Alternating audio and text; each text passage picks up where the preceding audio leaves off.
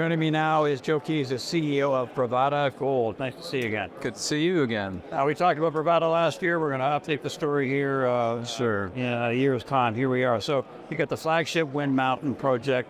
You have an updated technical report and a PEA, and you hinted this that you can extend the life of the mine by 2 years. You've got this Pad 2 site plan. So can you update us there? Yeah. Well, the economics on that Pad 1 site, and that's limited because of some physical problems. There's a big power line, and then there's the deposit, right? So there's a small area in between. So that Pad 1 has a limitation of about 30,000 tons.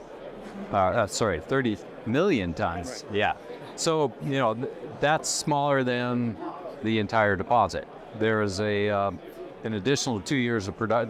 That'd be for 4 years of production. There's another 2 years of production if we can find another pad site. So we did look at another area. That Pad 2 is available, and it can take quite a bit more tons than even the Pad 1. So, it basically can be extended from cash flow from Pad 1. There, at least that's the model. Okay. So that's the idea. Is that we've got a very nicely. It's a small deposit, but it's a good return on investment. We can continue to add to it by adding these additional mineralized areas. And then with the Baxter project, you've optioned that to Endeavour Silver. So that's right. Thinking there, and what's the structure of that? How's that Yeah. So that wasn't one of our highest priority areas, but we did have some mineralization that was drilled out by a partner. We had Kinross in there, and so they drilled out a fairly small area, not completely, still open-ended.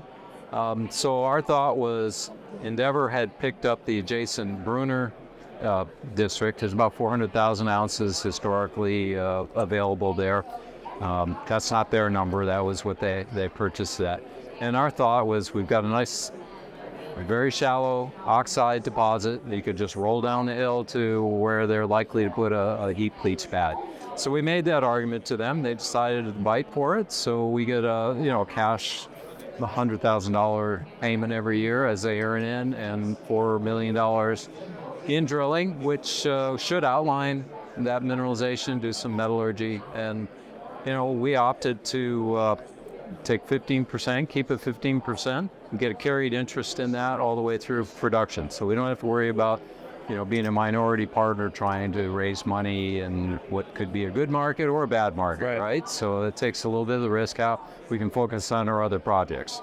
Speaking of other projects, you've got the Highland project, you've got real permits there, and you've described this as low sulfidation, hot springs type setting. So what's the latest there? Yeah, well, there's a lot of new information on these type of deposits, and there's a distinctive top. It's almost barren. Not quite. You find a little bit of leakage. And so that's what we look for, is the leakage to suggest that these distinctive rocks that we can identify, they're called centers, have mineralization beneath them. We know you need to go about 150 meters below that level. So, most gold, really all deposits have a top and a bottom. And so I like to look at the top of these systems and look at what's required to find something underneath that, because then it's entirely, if you're successful, you have the entire deposit. It's not like it's eroded away. So that's what we do. We permitted one of two areas. Well, we permitted 2 areas, but there are several target areas that we could extend to if these are successful. So we permitted 17 drill sites, something like that. That gives us a pretty good amount of drilling available. All right. Lastly, in terms of catalyst, news flow, value proposition, can you sum it up about Bravada Gold for investors? Yeah. We're looking for a partner for Wind Mountain, a mining partner, somebody that can avoid the dip from transitioning from exploration to mining, because there are a number of different options on mining that.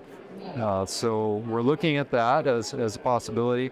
We're excited about our drilling program at Highland, and we're excited about potentially getting some drilling from Endeavour Silver on our Baxter project.